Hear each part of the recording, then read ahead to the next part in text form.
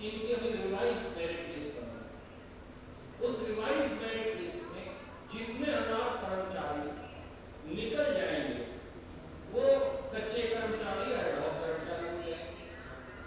फिर वो इंतजार करेंगे कि जब उनके काडर में रेगुलर पोस्ट आएंगी तो उनको पहले लगाना पड़ेगा। तो जो अब बेरोजगार है उसका क्या होगा बेचारे का? वो कहां जाए? वो किस कुएं के अंदर जाकर गिरेगा? उसको रोजगार और रोटी कैसे मिलेगी? इसका जवाब श्रीमान नायब सैनी को देना चाहिए। और इसका एक पहलू और भी, आप याद करिए जब कोड ऑफ कंडक्ट लगा था 2024 विधानसभा का, मैं एक उदाहरण देकर इसे बताता हूं। तो कोड ऑफ कंडक्ट से 3 घंटे पहले श्रीमान नायब सैनी जी ने 5500 पुलिस कांस्टेबल की पोस्ट एडवर्टाइज करवाई 3 घंटे पहले 56।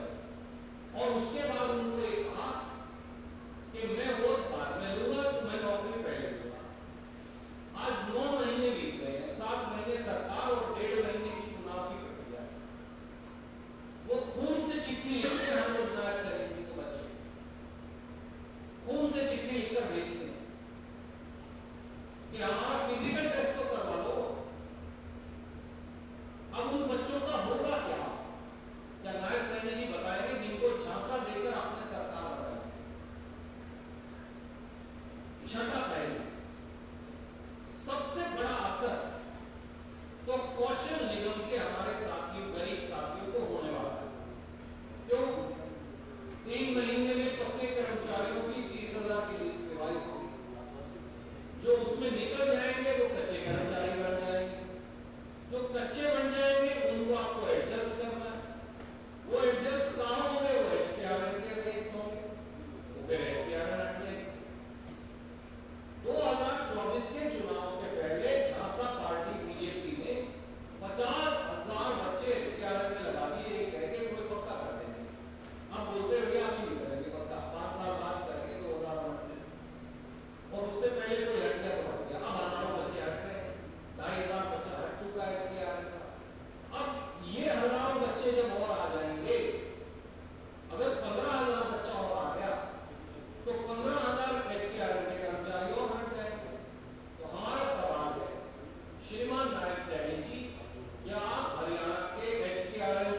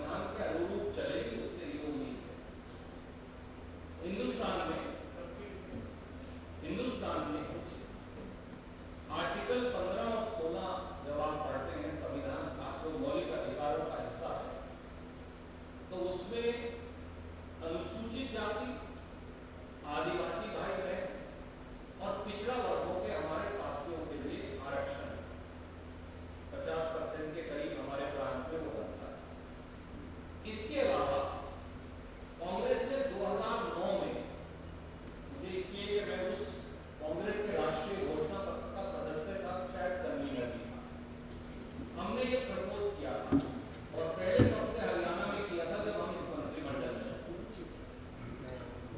कि आर्थिक आधार पर भी जो किसी भी जाति से गरीब है उनको भी आरक्षण मिलना चाहिए।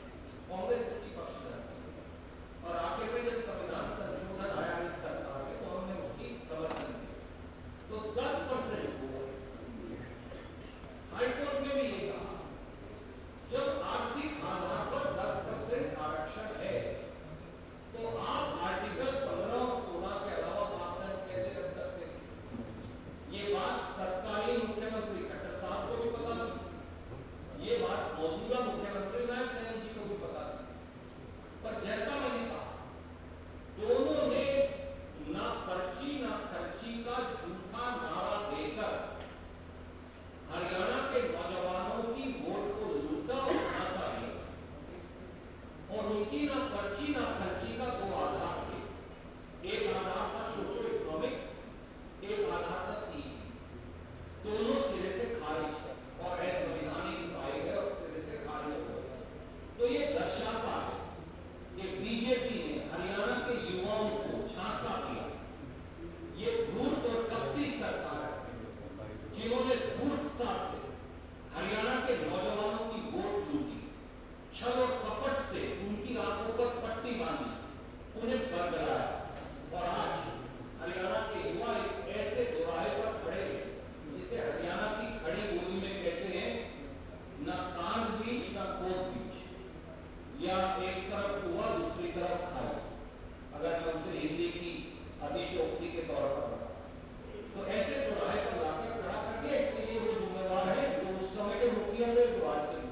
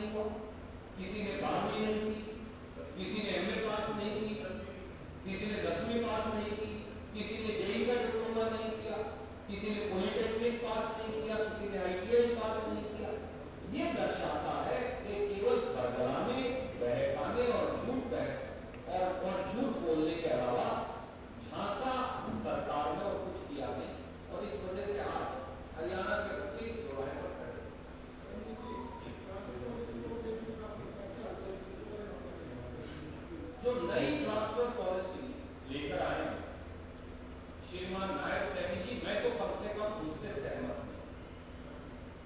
ट्रांसफर पॉलिसी पारदर्शी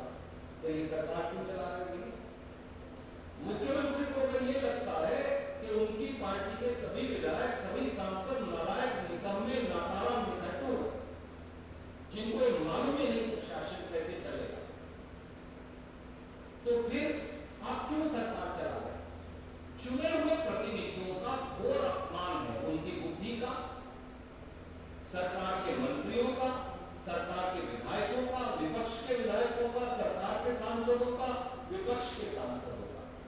ये दर्शाता है इस सरकार को राजनीतिक लोग नहीं, कुछ नागपुर से आए लोग, कुछ कंसल्टेंट और बाकी अफसर वो चला रहे और किसी चुने हुए आदमी की श्रीमान नायब सैनी जी को कोई जरूरत नहीं।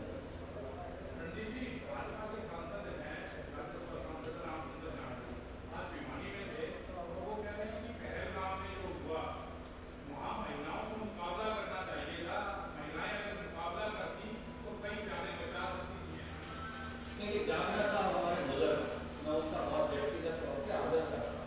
मैंने उनका बयान देखा, हो सकता है उनकी व्यक्तिगत राय और प्रजातंत्र में हर आदमी की अलग अलग राय हो सकती है, ये काम का विषय हो ही नहीं सकता।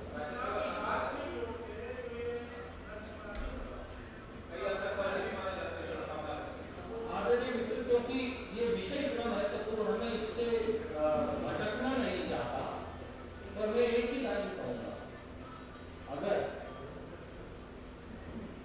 श्री अमित शाह पहलगांव में खासतौर से वो जो वीडियोज है यहाँ पे, उसका नाम है ग्राउंड्स के अंदर, अगर पुलिस ही लगा देते तो शायद ये हादसा होता है। अगर वो नेक्सर टेक्नोलॉजी जो बार बार पहलगाम की फोटो ले रही थी, जहां पाकिस्तानी कंपनी की हिस्सेदारी है, जो पब्लिकली अवेलेबल नॉलेज है, जो IB, NTRO, national net grid, CBI, NSA, defence जो हमारी कमेटी है, इन सबको एक बात मालूम होती है। अगर वो वही देख लेते तो वहां फोर्सेस लगा लेते। इसलिए ये लंबी विषय का, लंबी बात का विषय है, इसकी फिर कभी चर्चा करेंगे। पर माननीय सांसद जी ने जो कहा है तो सोच कर कहा होगा, मैंने उनका बयान देखा नहीं तो मैं इस पर चर्चा नहीं करूंगा।